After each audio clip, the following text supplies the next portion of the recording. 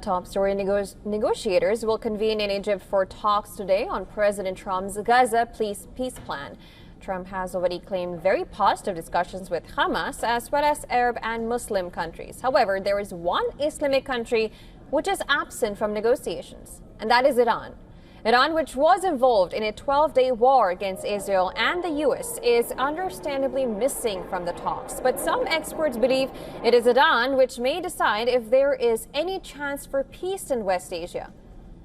Mike Pompeo, who served as the director of CIA and Secretary of State during Trump's first term, says the war in Gaza ends when Iran decides it does. Talking to Fox News, Pompeo said that the conflicts in West Asia are driven by Tehran. He claimed that Hamas or Hezbollah are part of Iranian efforts to destabilize Israel and put pressure on the U.S. He warned that no conclusion can be reached until Iran allows Hamas to lay down its weapons. Iran has expressed cautious support for Hamas's response to Donald Trump's Gaza ceasefire plan. Iran said it welcomes any decision that would result in stopping the genocide of Palestinians, but it has also issued a warning. It cautioned against what it called the proposal's dangerous dimensions and Israel's alleged failure to honor past commitments. In September, Iran had led the call for isolation of Israel when Arab and Muslim leaders gathered in Doha to discuss Israel's attack on Hamas in Qatar. We must isolate the aggressor, cut off its weapons and financial resources, and hold its leaders accountable in the courts of justice. Tomorrow, it could be the turn of any Arab or Islamic capital. The choice is clear. We must unite. But the tide shifted since then. Most of those Arab and Muslim nations are now backing Trump's Gaza proposal. Iran stands alone, at least for now. The question is, can a peace deal materialize or survive without one of the biggest power in West Asia?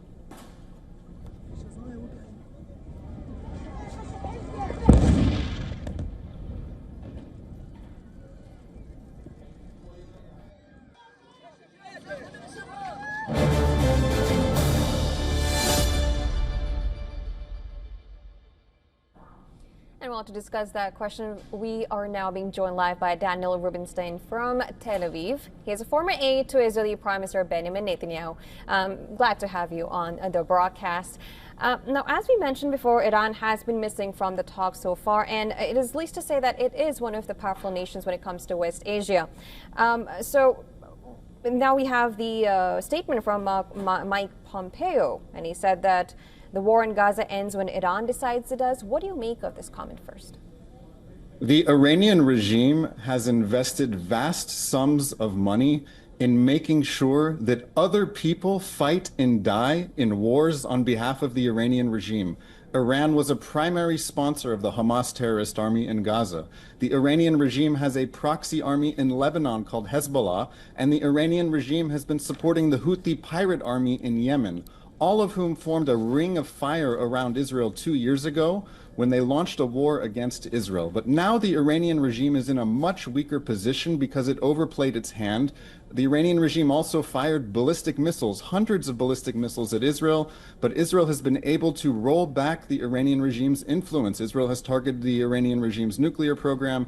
It has largely defeated Hamas in Gaza, Hezbollah in Lebanon, and Israel has even reached the Houthis in Yemen. So I think the Iranian regime needs to get the message that it needs to invest these vast sums of money in its own people and stop supporting wars throughout the entire region.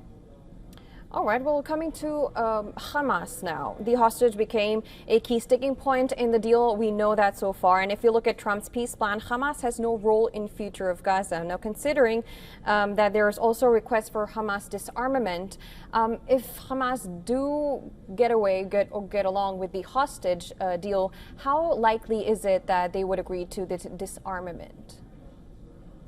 Right now, negotiations are taking place in Egypt. Hamas is in the room with the mediators, the Egyptians and the Qataris, And I hope the Egyptians and the Qataris and other countries in the region, such as Turkey, are telling Hamas very clearly to accept the Trump plan for ending this war. Hamas has brought far too much damage to the region. Hamas needs to get the message that it needs to disarm, it needs to give up any role in the future government of Gaza, and it needs to give up the hostages that it has been holding in underground tunnels in Gaza, torturing them and starving them. If Hamas accepts the Trump 20-point plan for peace in Gaza, we will all be able to move on to a better future, Israelis and Palestinians alike. And considering about the hostage deal, we know that if that comes through, and Trump has also demanded a ceasefire, we don't see it so far. Do you think that a hostage plan would push Israel to stop and go for a ceasefire soon?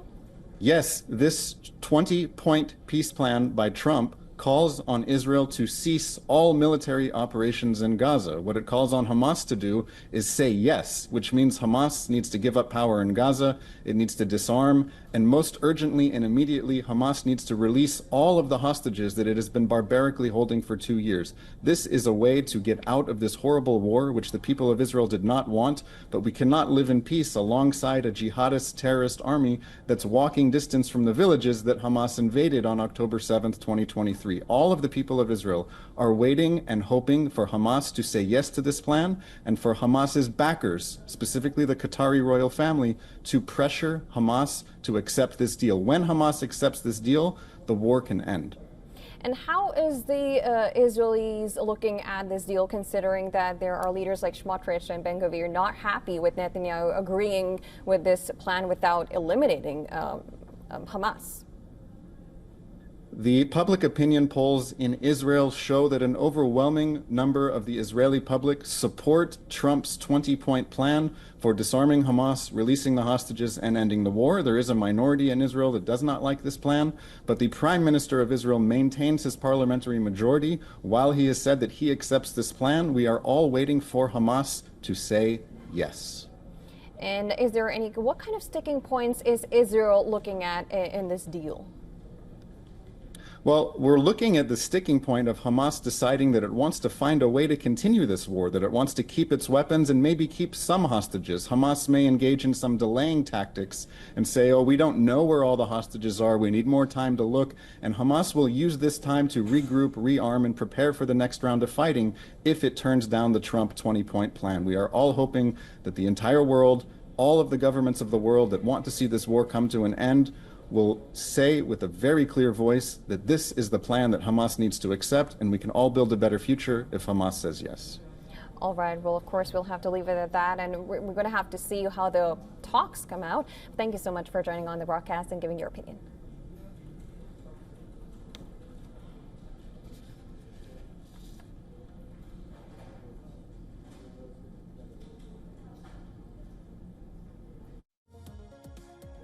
Of course, now to discuss more, we're also being joined live by Dr. Syed Imamian from Tehran. He's the founder and former director of the governance and policy think tank and an Iran analyst. Thank you so much for joining us on the broadcast.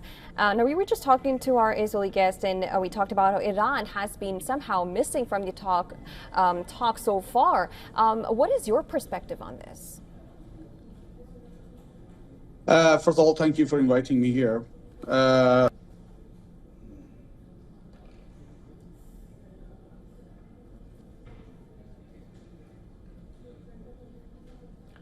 All right, we will be trying to get back to our guest. Somehow we have some technical issues there. Of course, we're talking about the negotiators who will be convening in Egypt for talks today on President Trump's Gaza peace plan. Now, Trump has already claimed very positive discussions with Hamas as well as Arab and Muslim countries. However, of course, there's one country that has been missing from these talks, and that is Iran. Iran, which was involved in a 12-day war against Israel and the U.S., is understandably missing from the talks. But some experts do believe that it is Iran which may decide if there is any chance for peace in West Asia. Of course, to discuss this, now Mike Pompeo, what he has said, who basically is the director of CIA and Secretary of State during Trump's first term, says the war in Gaza ends when Iran decides it does. All right. We're trying to connect to our guest now. We have with us Dr. Syed Imamian from Tehran. He's the founder and former director of the Governance and Policy think tank and an Iran analyst. Of course, thank you so much for coming back to us now. Again, Iran has been missing, and Iran is one of the most powerful countries when it comes to West Asia. It being missing from these talks, how do you analyze this? Sorry for the interruption. Actually, it seems that Iran has been clear since the beginning of the recent Israeli aggression that Iran is going to respect the decision that is being made by the Palestinians. So there is no such ambition from Iran, as far as I know, as I am not representing anyone, just I'm academic professor at Polytechnic Tehran University. But no one in Iran claims that we should be part of any kind of the negotiation or ruling team of the next Gaza government or any administration. The only thing that Iran and other countries in the region are concerned with is the Israelis' unlimited aggression and Israelis' unlimited genocide that has happened in the last 2 years. Anything that could bring end to such kind of the genocide is something that is favorable for anyone in the region, except Israelis.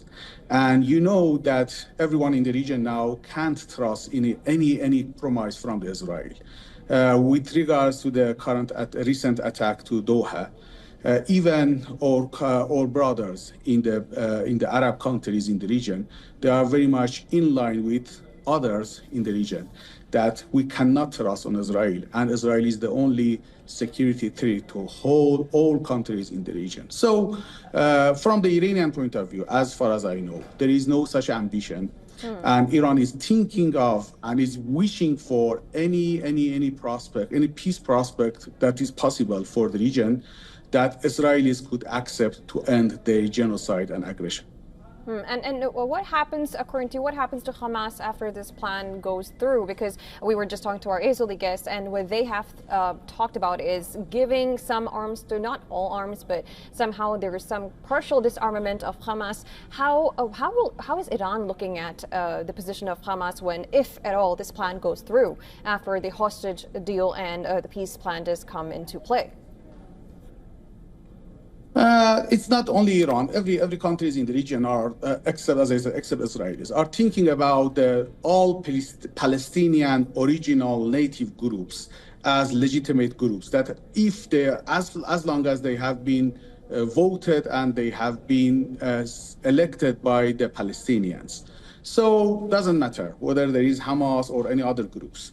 Anyone that is representing Palestinian native original citizens is going to be respected and is going to be supported by all the countries in the region, including Iran. So Iran doesn't have any specific agenda with regards to a Palestinian group rather than the other Palestinian groups. Anyone that is going to represent Palestinian citizen, original native citizens, that they are legitimized by the population, by the majority of the population, would be respected and supported by every countries in the region, including Iran. I'm sure that no one in Iran is going to reject any other groups. And also, Iran always thinking about the Hamas as a legitimate group that is native, original, and as long as Hamas is going to keep representing Palestinian people, I think Iran is going to support it, and it doesn't matter whether any other group could represent the Palestinian people. But Iran is going to reject particularly foreign interference in that region. So, as I said, any group that is going to represent Palestinians would be legitimized and would be supported by Iran. All right, of course, we'll have to wait and see what kind of talks we get to see and what kind of result comes out of these talks. But thank you so much for joining us on the show and giving your perspective. Thank you so much.